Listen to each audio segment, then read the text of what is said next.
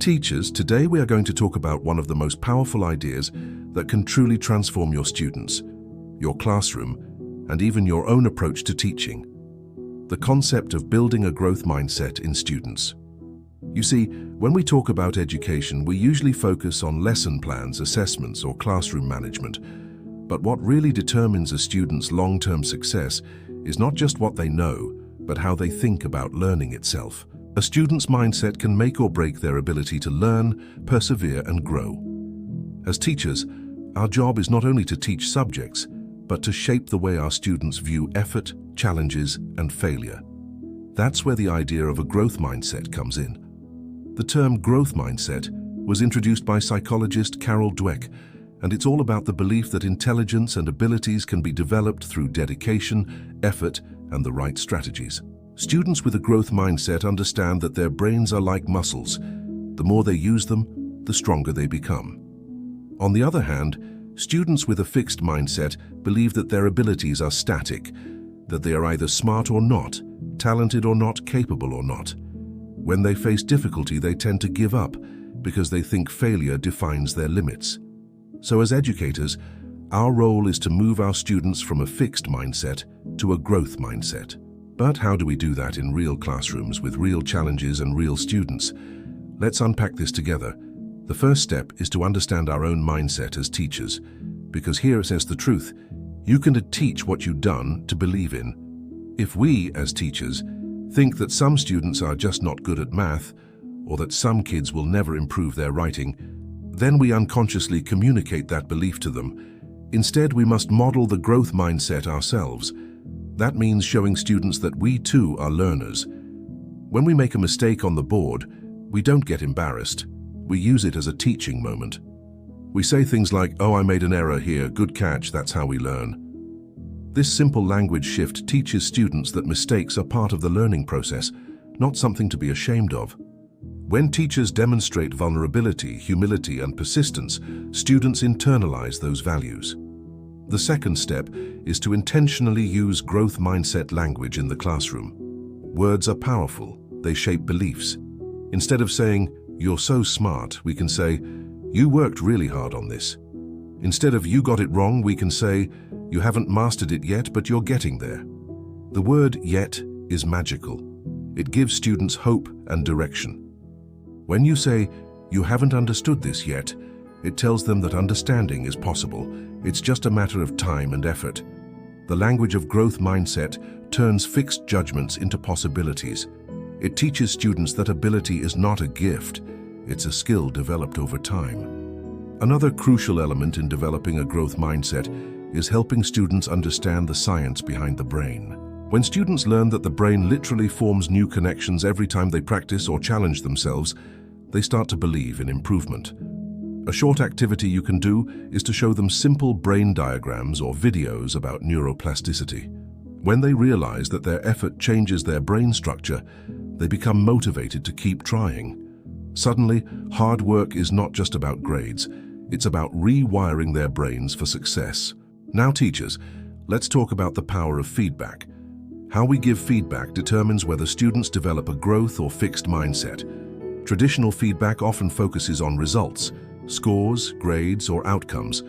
But effective feedback focuses on process, what the student did, what strategies they used, and how they can improve. Instead of saying, "You got 6 out of 10, we can say, "You did well identifying the main idea, but let's work on adding more evidence to your argument." That type of feedback gives students control. It tells them what they can do next time. Growth mindset feedback should be specific, actionable, and encouraging. It should focus on the journey, not just the destination. Now, building a growth mindset is not just about words, it's about creating a classroom culture that supports risk-taking and learning from failure. In a growth mindset classroom, mistakes are seen as opportunities. When a student answers incorrectly, instead of quickly correcting them, we can explore the reasoning behind their answer. Ask, "That's an interesting thought. Can you tell us how you arrived at that?" This teaches the whole class that errors are valuable because they help us see how we think. It also reduces the fear of being wrong. Many students hold back because they are afraid of making mistakes in front of their peers. But when teachers normalize error as part of learning, participation increases, curiosity grows, and confidence develops. Another powerful way to encourage growth mindset is through storytelling.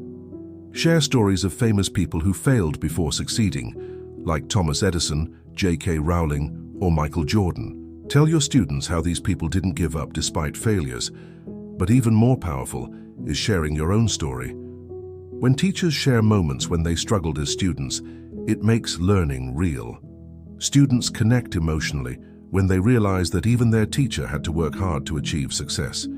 Personal stories make growth mindset relatable and human.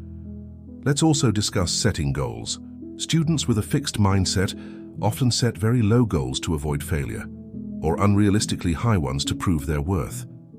But teachers can guide them to set SMART goals: specific, measurable, achievable, relevant, and time-bound.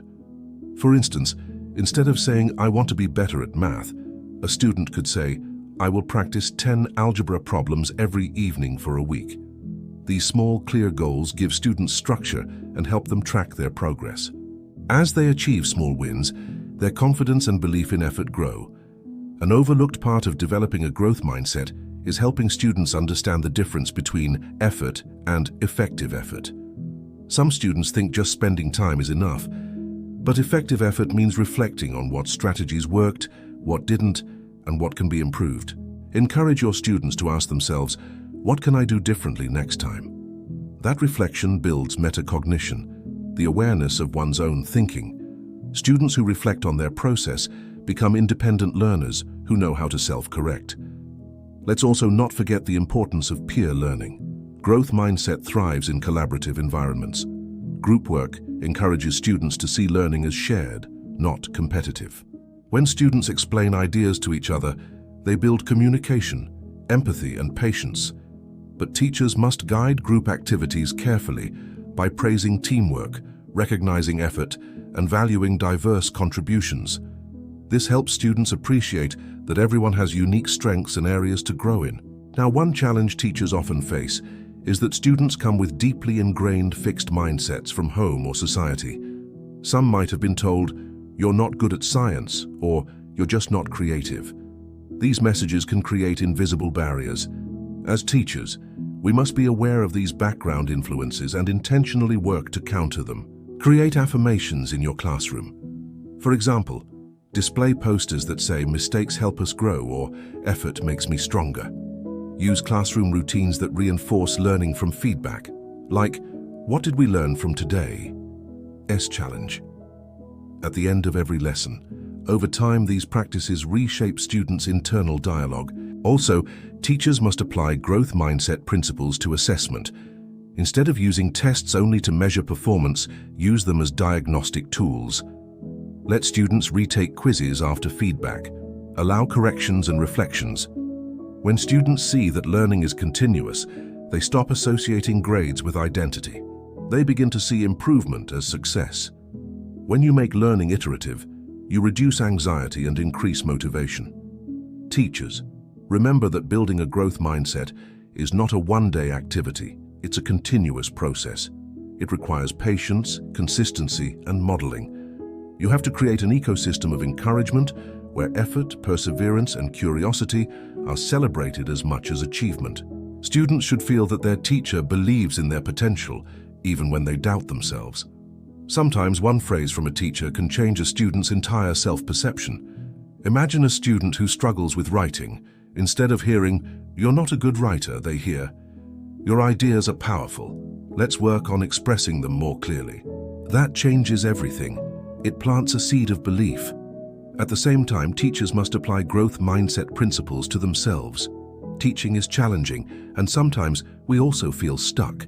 We might think, "My students will never change," or "I'm not good with technology." But that's a fixed mindset. To be true growth mindset practitioners, we must embrace challenges as teachers, learn new methods, and continuously improve. When we attend workshops, collaborate with peers, or experiment with new teaching strategies, we are modeling the very mindset we want to instill in our students. Teachers can also use reflective journaling to measure growth mindset progress in students. Ask students to write about how they handled a difficult task, what they learned from failure, or how their thinking changed over time. Reflection deepens awareness and reinforces the belief that growth is possible. Similarly, having class discussions about perseverance, resilience, and problem-solving helps students connect mindset with real life. Let's also touch upon the emotional aspect. Growth mindset is not just cognitive, it's deeply emotional. Students who fear failure often have anxiety or low self-esteem. That's why empathy plays a big role.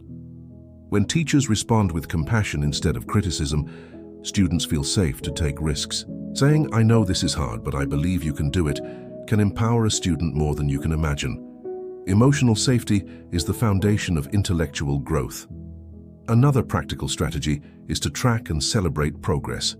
Use visual tools like progress charts, goal trackers, or effort boards, where students post achievements related to hard work, not just grades. Celebrate persistence. This visual reinforcement motivates students and builds a classroom culture of continuous improvement. Recognition of effort builds momentum for learning. Incorporating growth mindset into the curriculum can also be done through project-based learning.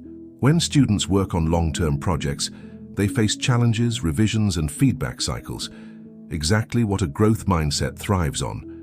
The teacher's role here is to guide, not rescue. Let students struggle productively. Give hints, not answers. The satisfaction they feel when they overcome challenges becomes their motivation fuel. Now, teachers, one of the best things you can do is teach students to embrace the word challenge. Too often, students see challenges as threats. Help them reframe that thought. Say, "A challenge is an opportunity to learn something new." Make this part of your classroom dialogue. When students voluntarily take on harder problems or tasks, celebrate their courage more than their success. This shifts focus from perfection to progress. Finally, remember that building a growth mindset in students is about changing beliefs, and changing beliefs takes time. Be consistent with your language, actions, and expectations. Continue to remind students that effort matters, that feedback is a gift, and that learning never stops. Over time, you will notice a transformation, not only in their academic performance, but also in their confidence, curiosity, and resilience. To conclude, teachers, the true power of education lies not in delivering content, but in shaping minds. When you build a growth mindset in your students, you are giving them the most valuable gift possible: the belief that they can grow, adapt, and succeed no matter what challenges life throws at them. Every time a student says, "I can't do this," and you help them change that to, "I can't do this yet," you are planting the seed of lifelong learning. And when those seeds grow, they create a future full of confident, capable, and compassionate individuals. That is the real purpose of teaching.